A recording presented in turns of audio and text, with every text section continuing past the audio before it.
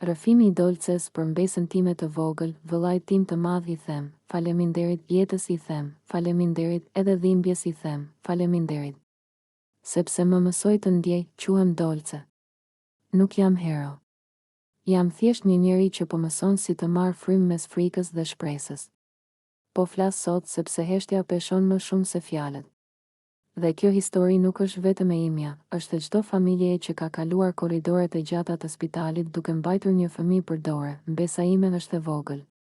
Ka duar të vogla, zë të butë dhe sy që dikur shkëlqenin pa frikë. Sot ata sy shikojnë botën nga një shtrat spitali. Nga një dhomë ku koha ecën ndryshe. Ku ditët nuk numërohen me orë, por me analiza gjaku. Ku shpresa matet me rezultate dhe lutje, ajo ka leucemi, fjalë e rënë.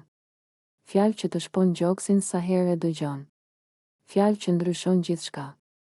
Që e ndan jetën në para dhe pas, e mbaj mend ditën kur e mësuam. Nuk kishte zhurmë. Nuk kishte britma. Vetëm heshtje. Heshtje që të shurdhon. Nëna e saj nuk foli për disa minuta. Babai i saj u ngrit dhe doli jashtë. Unë mbeta ulur, duke parë dyshemen, duke u përpjekur të kuptoj si mund të vazhdonte bota të rrotullohej normalisht, që nga ajo ditë, spitali u bë shtëpia jonë e dytë. Muret e bardha, dritat e forta, aparatet që nuk flen kurrë. Aty mësuam se jeta është e brisht.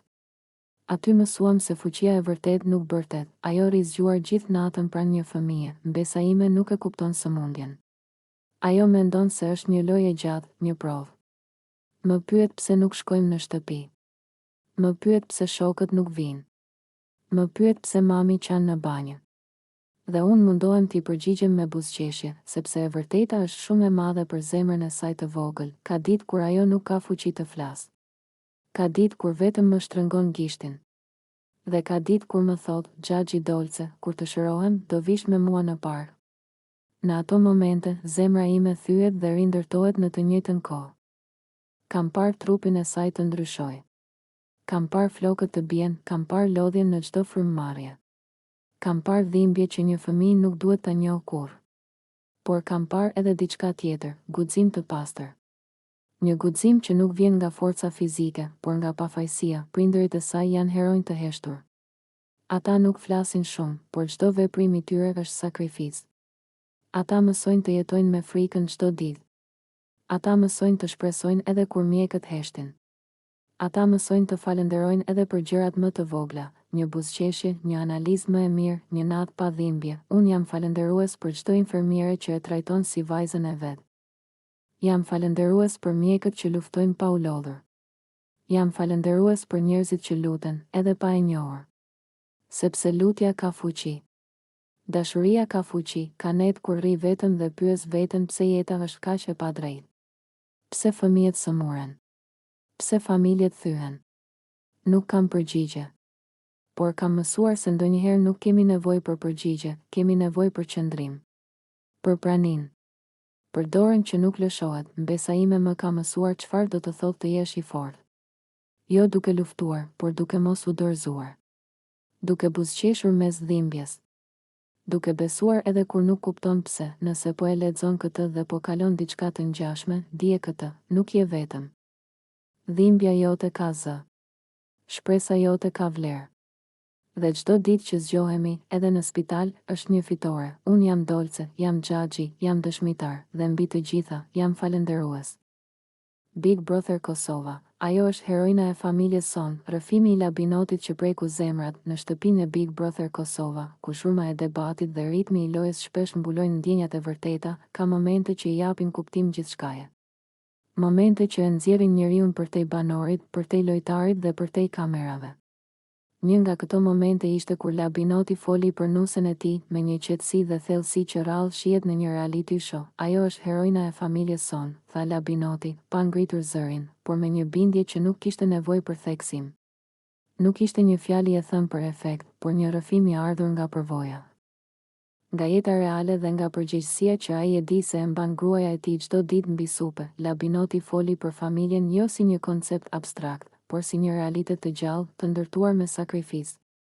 Ai tregoi se jashtë shtëpisë së Big Brotherit ekziston një botë tjetër, ku nusja e tij është shtylla kryesore, ajo që mban gjithçka në këmbë, që përkujdeset për fëmijën, që ruan qetësinë e shtëpisë dhe që e përballon mungesën e tij me forcë dhe dinjitet. Në një moment të ngarkuar emocionalisht, Labinoti ju drejtua drejt për drejt asaj përmes kamerave, mos qaj.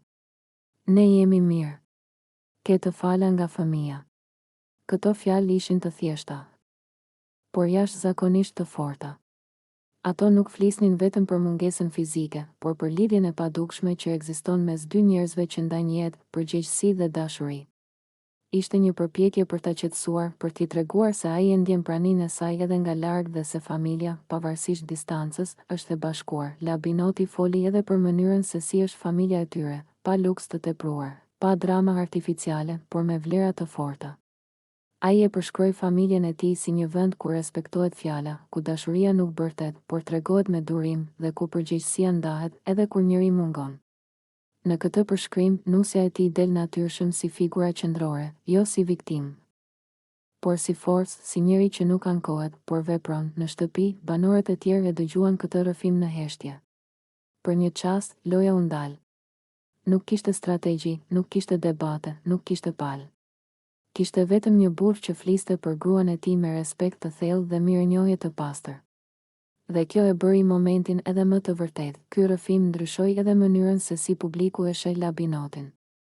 Ai nuk u shfaq si njëri që kërkon simpati, por si dikush që e kupton peshën e përgjegjësisë dhe sakrificës familjare. Duke e quajtur nusën e tij heroina e familjes, ai I dha zë një realiteti që shpesh mbetet në hije, gratë që mbajnë familjen në këmbë. Pa zhurmë, pa kamera, pa duar trokitje, mesazhi I tij ishte I qartë. Big Brother është një përvojë personale, por familja është themeli. Loja mbaron, fama kalon, por ajo që mbetet janë njerëzit që na presin jashtë, ata që qajnë në heshtje, që shqetësohen dhe që vazhdojnë jetën me forcë edhe kur ne mungojmë. Në fund, fjalët e Labinotit nuk ishin vetëm për nusën e tij. Ishin për çdo familje që jeton larg kamerave, për çdo grua që mban barën e përditshmërisë dhe për çdo fëmijë që pret prindin e tij të kthehet në shtëpi. Dhe ndoshta ky ishte momenti më I fortë I Labinotit në Big Brother Kosova. Jo një fitore loje, jo një debat I fituar, por një deklaratë dashurie dhe respekti që tregoi se forca e vërtetë nuk është zëri I lartë, por fjala e thënë me zemër. Heshtja, e vërteta dëhret dignitetin nërkohë spektakli, ese e gjatë mbi albën, fjalën e thënë, fjalën e pamundur dhe njeriu përballë publikut. Ka situata në jetë ku njeriu nuk gjendet përballë pyetjes çfarë ndodhi, por përballë një pyetjeje shumë më të rrezikshme: a kam të drejtë të flas, jo aftësinë, jo guximin, por të drejtën. Shoqëria jonë e sotme e ngatëron shpesh të drejtën për të pyetur me të drejtën për të ditur. Dhe aty lind dhuna më e butë, por edhe më e thellë, dhuna e kërkesës për rrëfim. Alba nuk u përball vetëm me njerëz, kamera apo fjalë. Ajo u përball me një mekanizëm të tërë që kërkon shpjegim, transparencë, zbërthim emocional, sikur ndjenjat të ishin dokument publik. Në këtë kuptim, heshtja e saj nuk është një moment. Është qëndrim. Në momentin kur Alba thot, ose më saktë, kur nuk thot, nuk duhet të flas fare për situatën, ajo nuk po shmang realitetin. Ajo po e kufizon atë. Po I vë një vijim mes jetës së saj të brendshme dhe skenës ku ajo jetë do të konsumohej, por publiku nuk e pranon lehtë kufirin. Publiku e uren heshtjen, sepse heshtja nuk ofron narrativ. Dhe aty ndërhyn prezantuesi, Alaudini, jo si individ, por si zë I kërkesës kolektive. A janë të vërteta fjalët? A ka ende ndjenja? Këto pyetje nuk janë neutrale. Ato mbartin një pritshmëri morale, fol. Që të dimë si të gjykojmë. Kur Alba nuk flet, skena zhvendoset. Fjala kalon tek limi. Dhe fjala, ndryshe nga heshtja, gjithmonë krijon hierarki. Ai që flet I pari, vendos kornizën. Ai që flet më shumë, krijon versionin dominues. Limi thot se Alba është një vajzë e mirë. Kjo fjali, në sipërfaqe, duket respektuese. Por në thellësi, ajo është fjali mbylljeje. Është fjali që vjen zakonisht pasi ndjenja është konsumuar. Është fjali që nuk kërkon përgjigje, pastaj vjen fjala tradhti. Një fjalë e rëndë, por edhe shumë e dobishme publikisht. Sepse tradhtia është e kuptueshme. Është lineare. Ka fajtor, ka viktim. Dhe publiku e do linearitetin. Sepse e çliron nga përgjegjësia për të menduar më thellë, por jeta emocionale nuk është lineare. Ajo është e çrregullt, e përzier, e papastër. Dhe shumë shpesh, ajo që quhet tradhti është thjesht një ndarje që ka filluar më herët, por nuk është pranuar. Limi flet për rrugëtim artistik. Për secilin që ndjek veten. Këto janë fjalë moderne, fjalë që tingëllojnë të pjekura. Por ato gjithashtu mund të jenë mënyrë për të shmangur përgjegjësinë emocionale. Sepse arti, kur përdoret si mburoj, mund të justifikojë mungesën e qëndrimit, mungesën e përkushtimit, mungesën e ballafaqimit, në mes të kësaj qëndron una. Figura që nuk akuzon, por as nuk shpëton. Ai thot diçka thelbësore, Alba meriton shumë. Unë nuk mund t'ja jap, kjo fjali është ndoshta më e afërta me të vërtetën njerëzore që dëgjohet në gjithë situatën. Sepse ajo nuk zhvendos fajin, por pranon kufirin. Dhe pranimet e kufive janë të rralla, sidomos në hapësira publike ku të gjithë përpiqen të duken të plot, por edhe una ndalet. Edhe ai zgjedh të mos flas më tej. Sepse e kupton diçka që shoqëria shpesh e injoron. Jo çdo e vërtet duhet të nxirret nga konteksti i saj intim. Në këtë pikë, Alba vazhdon të hesht. Dhe kjo heshtje fillon të marrë një formë tjetër. Nuk është më pasive. Nuk është më mbrojtëse. Është aktive. Është një mënyrë për të mos lejuar që e vërteta e saj të shndërrohet në objekt debati. Leonora e pyet, ndoshta me qëllim mbrojtës, cila ka qenë e vërteta jote? Pyetje e drejtë. Por edhe pyetjet e drejta mund të jenë të parakoshme, sepse e vërteta kërkon hapësirë të sigurt.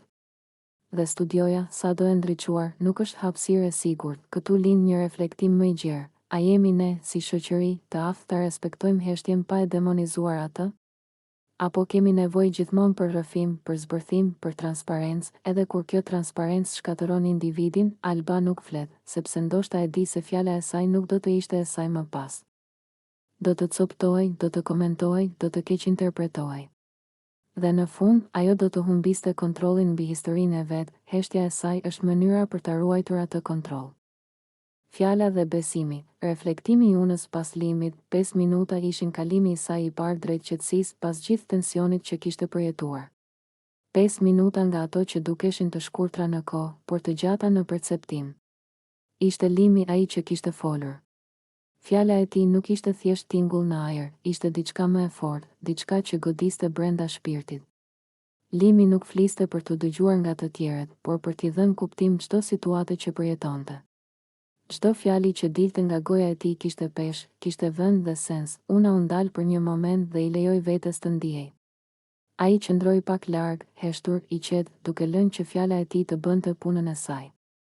Dhe në atë heshtje pas fjalëve të limit, una kuptoi diçka që nuk kishte kuptuar më parë. Besimi nuk është diçka që shpallet, është diçka që ndjehet, që vjen natyrshëm nga e vërteta e fjalës dhe qëndrimi i një personi. Limi nuk ishte një i huaj.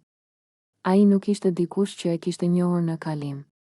Ai ishte dikush që kishte fituar respektin dhe vlerësimin e unës përmes veprimeve, qëndrimeve dhe sinqeritetit të tij. Dhe tani, pas gjithë tensionit, pas gjithë fjalëve që kishin lënduar dhe shqetësuar, fjala e tij e fundit kishte një efekt të papritur. Një qetësi e brendshme filloi të rrithë brenda saj. Una mendoi për çdo fjali që kishte thënë Limi. Nuk ishin fjalë të lehta, as të thjeshta. Nuk ishin fraza të përgatitura për spektakël apo për të imponuar ndonjë bindje mbi të. Jo. Ato ishin fjali që lindnin nga përvojat e tij, nga përpjekjet e tij për të qenë i drejtë dhe i sinqert.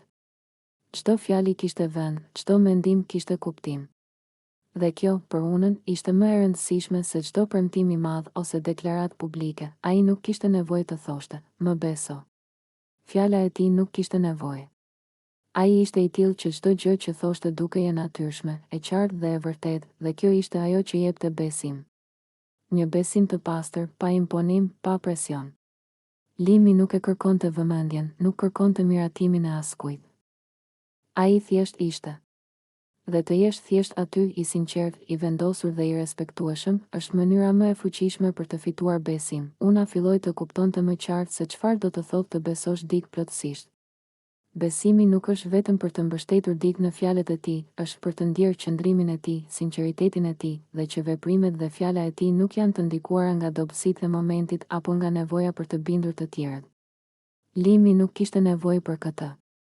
Fjala e tij ishte gjithmonë e vendosur, e balancuar, e matur. Kur unë e analizoj më tej këtë moment, ajo kuptoi se besimi nuk lind nga autoriteti, nga bindja ose nga pritshmëritë e jashtme. Besimi lind nga kontinuiteti I integritetit të një personi, nga mënyra se si ai sillet edhe kur askush nuk po e vëzhgon, nga mënyra se si e qëndron fjalën e dhënë, dhe nga mënyra se si përballon vështirësitë pa humbur thelbin e tij. 5 minutat që ndan fjalët e Limit nga reflektimi I unës nuk ishin të zakonshme. Ato ishin 5 minuta që shndërruan tensionin, pasigurinë dhe frikën në qetësi dhe vendosmëri të brendshme. Ajo filloi të kuptonte se të besosh dikë nuk është akt spontan, nuk është ndjenjë kalimtare. Është një vendim I ndërgjegjshëm, një vendim që vjen kur e ndjen që personi është I qëndrueshëm, I sinqertë dhe I drejtë. Pavarësisht nga situatat dhe sfidat që ndodhin, Limi nuk kishte bërë asgjë spektakolare. Ai nuk kishte premtuar botën ose fatin e përjetshëm. Ai thjesht kishte folur me vend dhe kishte qëndruar aty ku duheshin fjalët e tij. Dhe kjo ishte më e fuqishmja. Sepse fjala e thjeshtë e sinqeritetit, kur lidhet me një karakter të fortë dhe të qëndrueshëm, krijon një besim të palëkundur. Una mbylli sytë për një moment dhe e lejoi veten të ndjej plotësisht. Ndjenja e frikës, e pasigurisë dhe e tensionit u shua pak nga pak, duke u zëvendësuar me një qetësi të brendshme që nuk kishte përvojë më parë. Ajo kuptoi diçka të rëndësishme, Limi është një djalë që meriton besim.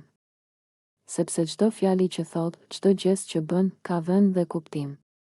Ai nuk ka nevojë të imponoj veten, ai thjesht është vetvetja. Dhe kjo është ajo që e bën të besueshëm dhe të admirueshëm. Kjo reflektim nuk ishte vetëm për Limin. Ishte një reflektim për unën, për mënyrën se si ajo percepton njerëzit, se si kupton besimin dhe se si dallon midis fjalëve të thjeshta dhe fjalëve që kanë peshë. Ajo kuptoi se besimi nuk jepet rastësisht, nuk është një dhuratë që japin të tjerët. Ai fitohet, ndërtohet dhe ndjehet duke u mbështetur mbi të vërtetën e brendshme të individit që e frymëzon, dhe kështu, pas 5 minutash reflektimi, Una ndjeu një qetësi të papritur. Ajo nuk kishte nevojë të thoshte asgjë. Nuk kishte nevojë të analizonte, të gjykonte ose të shpërfaqte emocione. Ajo vetëm ndjeu. Dhe kjo ndjesi që buronte nga fjalët e vendosura dhe të sinqerta të Limit, ishte më e fuqishmja nga çdo fjali tjetër që mund të kishte dëgjuar më parë. Alba nuk ishte në gjendje. Nuk ishte e lodhur vetëm fizikisht, lodhja që mbante mbi supet e saj ishte lodhje emocionale, një ngarkesë që nuk mund ta shpërndante dot me fjalë. Pas përplasjes së fundit me Limin në mes të prahimit, ajo ndjeu një boshllëk të madh që e shtrëngoi nga brenda, një boshllëk që nuk mund të mbulohej me asnjë buzëqeshje ose justifikim. Sytë e saj ishin të kuq nga lotët dhe zemra e saj rrite aq fort sa çdo frymëmarrje dukej e panevojshme, po aq e rëndë. Në atë çast, ajo u tërhoq nga bota e jashtme. U ul në cepin më të largët të dhomës, duke mbajtur duart e lidhura, duke u përpjekur të kapte një copë qetësie brenda vetes. Por lotët vazhdonin të rridhnin. Nuk ishin lotë të thjeshtë, ishin shprehje e dhimbjes së pafund, e shgënjimit, e ndjenjes se asgjë nuk mund të ishte më e thjeshtë se kaq. Alba nuk e kishte menduar kurrë që një debat ose një përplasje mund të ndikonte kaq shumë mbi trupin dhe shpirtin e saj. Ajo ndjeu sikur bota ishte e largët dhe e ftohtë, sikur çdo hap jashtë dhomës do të ishte një hap në boshllëk. Heshtja e saj nuk ishte mungesë reagimi, ishte përpjekje për t'u mbrojtur, për t'u mbyllur brenda një qetësie që nuk ekzistonte. Limi e pa atë gjendje. Ai ndjeu një shqetësim të papërshkrueshëm, një trazim që nuk mund ta lëshonte jashtë vetes. Përplasja e tyre ishte e ashpër, dhe secili prej tyre kishte thënë fjalë që nuk mund të ktheheshin mbrapsht. Por Limi e kuptoi menjëherë se fjalët nuk ishin më të rëndësishme se sa pranqenia. Jo për të diskutuar, jo për të sqaruar, por thjesht për të qenë aty. Ai u afrua derës dhe qëndroi një çast duke u përpjekur të vlerësonte hapësirën. Alba nuk lëvizi. Lotët e saj ishin ende të freskët, sytë e saj të zbeth shikonin në asgjë. Limi merr frymë thellë dhe me kujdes vendos dorën mbi krahun e saj për një moment të qetë. Ai nuk foli. Nuk kishte nevojë të fliste. Vetëm prezenca e tij ishte e mjaftueshme. Alba ndjeu dorën e tij dhe ndonse në fillim donte ta largonte, diçka brenda saj ndryshoi. Nuk ishte fjalë. Nuk ishte premtim. Ishte një kujdes I thjeshtë, I butë, që I tregoi se dikush ishte aty për të, pa kushte, pa pritshmëri. Lotët vazhduan të rridhnin, por një pjesë e brendshme e saj u qetësua. Limi ulet pranë saj. Nuk e zgjati dorën, por vetëm e mbajti aty. Ai e shikoi fytyrën e saj, fytyrën që sapo kishte përjetuar dhimbje dhe keq kuptim, dhe e kuptoi se ajo nuk kishte nevojë për sqarim. Ajo kishte nevojë të ndjehej e sigurt, e pranuar, e mbrojtur. Dhe ky ishte një akt më i madh dashurie se çdo fjalë që mund të thoshte. Alba, e ulur atje, filloi të marrë frymë më thellë. Lotët nuk ishin më aq të dhimbshëm. Ishin një rrjedhë që nuk mund të ndalohej, por prania e tij i tregoi se nuk ishte e vetmuar. Që të ndihmoj dikush që të ndjehet i sigurt, nuk është gjithmonë fjala, shpesh është vetë gjendja dhe qëndrimi. Pas disa minutash heshtjeje, Alba uli krahët e saj. Nuk kishte buzëqeshje të madhe. Nuk kishte falje të shpallur. Kishte vetëm praninë dhe njohjen e dhimbjes. Ajo e kuptoi se Limi nuk ishte aty për ta gjykuar. Nuk ishte aty për të fituar diçka. Ai ishte aty sepse e vlerësonte dhimbjen e saj dhe pranonte të ishte pranë, dhe aty, në atë moment të heshtur, ndodhi diçka e bukur. Një moment i vërtet dhe i sinqert. Pa fjalë, pa interpretim publik, pa pritshmëri nga të tjerët. Një moment ku dhimbja dhe kujdesi takohen dhe ku e vërteta e ndjenjave nuk kërkon spektakël. Limi vazhdoi të qëndrojë pranë derës, duke e mbajtur dorën e tij të shtrënguar mbi krahun e saj. Alba nuk fliste. Nuk kishte nevojë. Heshtja e saj, e ndërthurur me praninë e tij, u bë një gjuhë më e bukur se çdo fjalë. Ajo i dha një kuptim tjetër dhimbjes së saj. Dhimbja nuk është vetëm të vuash, ajo mund të jetë edhe urë për praninë e dikujt që e kupton, që kujdeset, që nuk gjykon, dhe kështu, në atë moment të gjatë heshtjeje dhe kujdesi, Alba ndjeu diçka që nuk mund ta përshkruanin fjalët. Jo çdo moment dhimbjeje është për t'u kaluar vetëm. Jo çdo përplasje është fundi. Jo çdo lot është shenjë dobësie. Limi ishte aty. Vetëm. Dhe vetëm kjo ishte e mjaftueshme për ta bërë Albën të ndjehej më mirë. Ndonjëherë, prania e dikujt tjetër, pa fjalë, pa interpretime, është më e fuqishme se çdo përpjekje për të shpjeguar ose për të justifikuar ndjenjat. Në heshtjen e Albës dhe kujdesin e Limit, ekziston një bukuri e fshehur.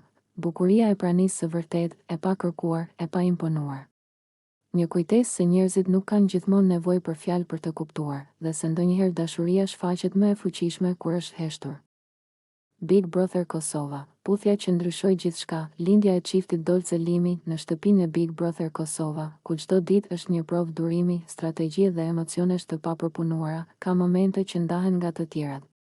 Momente që nuk janë thjesht skena televizive, por kthesa që ndryshojnë rrjedhën e lojës, marrëdhëniet mes banorëve dhe perceptimin e publikut.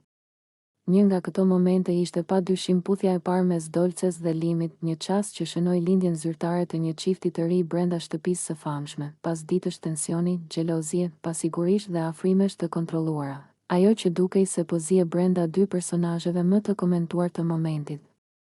Më në fund doli në sipërfaqe. Puthja nuk erdhi si një skenë e zhurmshme apo e shtirur për kamera. Përkundrazi, erdhi natyrshëm, në një moment qetësie, ku fjalët nuk mjaftonin më për të shprehur atë që ndjenjat kishin ndërtuar ditë pas dite. Dolce, e njohur për temperamentin e fortë, xhelozinë e hapur dhe sinqeritetin emocional, kishte kaluar një rrugë të gjatë për të arritur në këtë pikë. Ajo e kishte shfaqur prej kohësh afrimitetin ndaj Limit, por gjithmonë me frikën se mos ndjenjat e saj nuk ishin të ndërsjella, ose se Limi po qëndronte në një zonë komoditeti pa marrë një vendim të qartë. Çdo afrimitet i tij me Alban apo çdo paqartësi ndaj Bias kishte qenë për Dolcen një plagë e vogël emocionale, që grumbulloi dita ditës. Nga ana tjetër, Limi ishte personazhi enigmatik. I qetë, i matur, shpesh i rezervuar në reagime, ai dukej sikur po luftonte me veten, mes ndjenjës reale për Dolcen dhe frikës për t'u ekspozuar emocionalisht në një lojë ku çdo ndjenjë analizohet, gjykohet dhe përdoret kundër teje. Ai kishte qenë në qendër të vëmendjes, shpesh pa e kërkuar vetë, dhe kjo e kishte bërë edhe më të kujdesshëm, por si çdo ndjenjë e vërtetë, edhe kjo nuk mund të mbahej e mbyllur pafundësisht. Puthja ndodhi në një moment intim, larg zhurmës së debateve dhe syve të drejtë të banorëve të tjerë. Një vështrim i gjatë, një heshtje që fliste më shumë se çdo fjalë. Dhe pastaj një afrim i ngadalshëm. Nuk ishte një puthje e nxituar apo e imponuar, ishte një puthje e ndjerë, që dukej sikur kishte qenë duke pritur prej kohësh të ndodhte. Në atë çast, gjithçka ndryshoi. Dolce nuk ishte më thjesht vajza xheloze që kërkonte siguri. Ajo u shndërrua në një grua që mori përgjigjen që kishte pritur. Ndjenjat e saj nuk kishin qenë një anshme. Limi, për herë të parë, la të binte mburoja e tij emocionale dhe tregoi qartë se ishte gati të hynte në një lidhje të vërtetë, edhe brenda një loje kaq të ekspozuar si Big Brother, reagimet nuk vonuan. Banorët e tjerë e kuptuan menjëherë se diçka e rëndësishme kishte ndodhur. Atmosfera në shtëpi ndryshoi. Bisedat u shtuan, vështrimet u bën më domethënëse dhe emri Dolce Limi filloi të përmendej si një njësi e vetme. Disa e pan këtë çift si një lidhje të sinqertë, të ndërtuar mbi emocione reale. Të tjerë e pan si një lëvizje strategjike, një aleancë të fortë që mund të ndikojë rrjedhën e lojës, por një gjë ishte e sigurt. Ky çift nuk kaloi pa u vënë re, xhelozitë e mëparshme, sidomos nga Alba dhe Bia, morën një formë tjetër. Ato nuk ishin më në qendër të vëmendjes emocionale të Limit. Kjo krijoi distancë, ftohje dhe një ndarje të qartë të roleve brenda shtëpisë. Tani kishte një çift dhe kjo gjithmonë ndryshon balancat në Big Brother. Puthja e parë mes Dolces dhe Limit nuk ishte vetëm një moment romantik. Ishte një deklaratë. Një vendim. Një hap përpara në një lojë ku shpesh njerëzit fshihen pas strategjisë për të mos u lënduar. Ata zgjodhen të rrezikojnë emocionalisht dhe ky rrezik I bëri më të fortë, si individ dhe si çift, për publikun. Ky ishte një nga ato momente që e bën Big Brotherin tërheqës, jo thjesht drama, por histori njerëzore.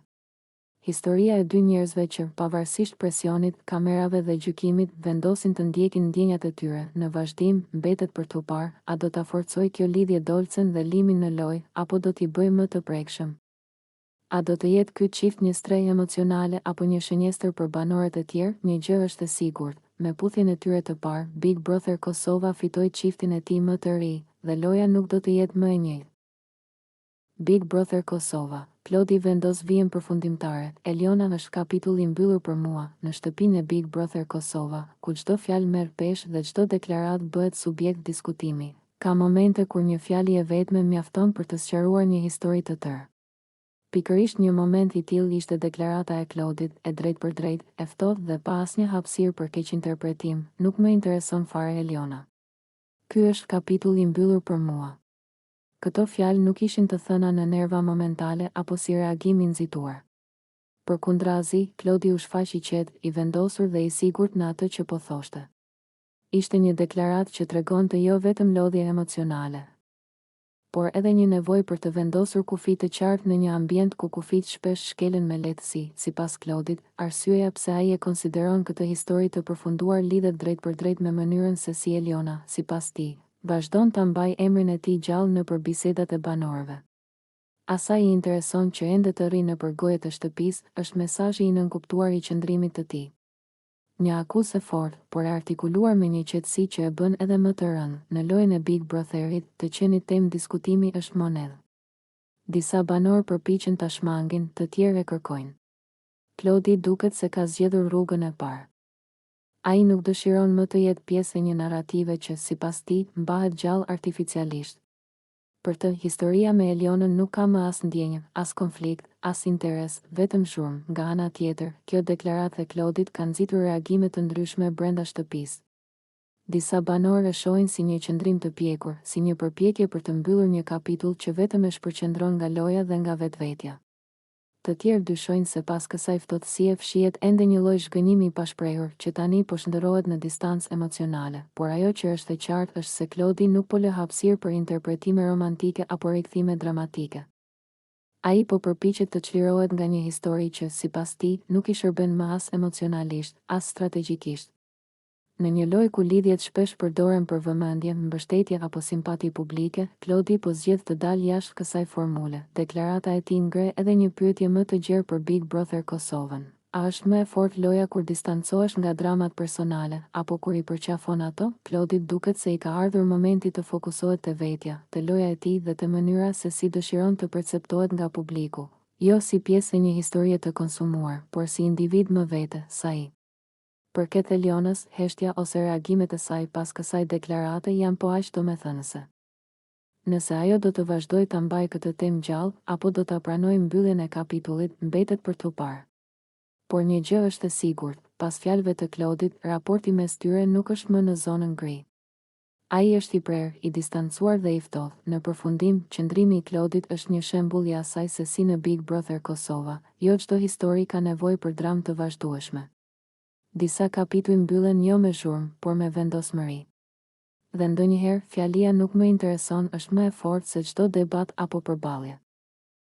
Big Brother Kosova, surpriza e nusës së Labinot Rexhës, e vërteta që u tha me zë të lartë në shtëpinë e Big Brother Kosova, ku fjala përhapet më shpejt se e vërteta dhe ku thashethemet shpesh marrin formë fakti. Ka momente që shërbejnë si kthes morale dhe njerëzore. Një nga këto momente ishte surpriza e nusës së Labinot Rexhës, një dalje e papritur, por e fortë në mesazh që nuk kishte për qëllim lojën, por dinjitetin, familjen dhe të vërtetën. Prej ditësh, emri i Labinotit ishte përmendur në kontekste të ndryshme, ku mes fjalëve dhe aludimeve ishte hedhur një dyshim i rënd për jetën e tij personale jashtë shtëpisë. Thashetheme që nuk prekën vetëm atë si banor, por prekën edhe familjen e tij, martesën dhe njeriun që ai është jashtë kamerave. Në një ambient ku mungesa e informacionit shpesh mbushet me supozime, heshtja rrezikon të interpretojë gabim. Pikërisht në këtë moment erdhi surpriza. Nusja e Labinot Rexhës hyri në ekran jo për të krijuar emocion të lehtë, por për të vendosur një vijë të qartë mes së vërtetës dhe trillimit. Me një ton të qetë, të vendosur dhe plot dinjitet, ajo foli jo vetëm si bashkëshorte, por si një grua që mbron familjen e saj dhe njeriun me të cilin ka ndërtuar jetën. Ajo e tha qartë dhe pa ekuivoke. Labinoti nuk ka pasur kur lidhje të fshehta, nuk ka pasur histori paralele dhe nuk ka pasur asnjëherë jetë të dyfishtë. Çdo aludim i tillë, sipas saj, është thjesht fjalë që lindin në mungesë të fakteve dhe ushqehen nga loja. Jeta jon ka shkuar gjithmonë vaj, ishte një nga frazat më të forta të deklaratës së saj. Një fjalë e thjeshtë në dukje, por me peshë të madhe. Ajo nuk foli për perfeksion, por për stabilitet, respekt dhe besim, elemente që nuk ndërtohen brenda natës dhe që nuk shkatërohen nga thashetheme televizive. Ky moment ishte i rëndësishëm edhe për vetë Labinotin. Brenda shtëpisë, ai kishte zgjedhur të mos përfshihej në sqarime të pafundme, duke besuar se e vërteta nuk ka nevojë për mbrojtje të vazhdueshme. Por kur zëri i familjes flet, ai ka një peshë tjetër. Ishte një mbështetje morale, një konfirmim publik se pas tij qëndron një familje e fortë dhe një martesë e ndërtuar mbi besim. Reagimet e banorëve ishin të ndryshme. Disa u ndjen në siklet, duke kuptuar se fjalët e hedhura pa kujdes mund të kenë pasoja reale. Të tjerë reflektuan në heshtje. Ky ishte një kujtim i fortë se Big Brother nuk është një univers i izoluar. Ajo që thuhet brenda, prek njerëz jashtë, publiku, nga ana tjetër, pa një dimension tjetër të lojës. Jo drama artificiale, por një moment të pastër njerëzor, ku një grua zgjedh të dalë dhe të mbrojë të vërtetën e familjes së saj pa agresivitet, pa akuza, vetëm me fakte dhe qetësi. Kjo e bëri mesazhin edhe më të fortë. Surpriza e nusës së Labinot Rexhës ishte më shumë se një sqarim. Ishte një mësim për kufit. Një kujtesë se jo çdo gjë është material loje dhe se jeta personale e dikujt nuk duhet përdorur si armë apo mjet për vëmendje. Në një reality show ku shpesh fiton ai që flet më fort, ky moment tregoi se qetësia dhe e vërteta kanë një forcë të veçantë. Në fund, Labinoti nuk fitoi thjesht një sqarim publik. Ai fitoi diçka më të madhe, konfirmimin se pavarësisht presionit, gjykimit dhe zhurmës së shtëpisë, familja e tij qëndron e bashkuar dhe e palëkundur, dhe ndoshta ky ishte mesazhi më i fortë i gjithë kësaj surprize. Big Brother mund të testoj karakterin, durimin dhe nervat, por ka gjëra që nuk i lëkun dot, si besimi, familja dhe e vërteta kur ajo thuhet me zemër të qetë.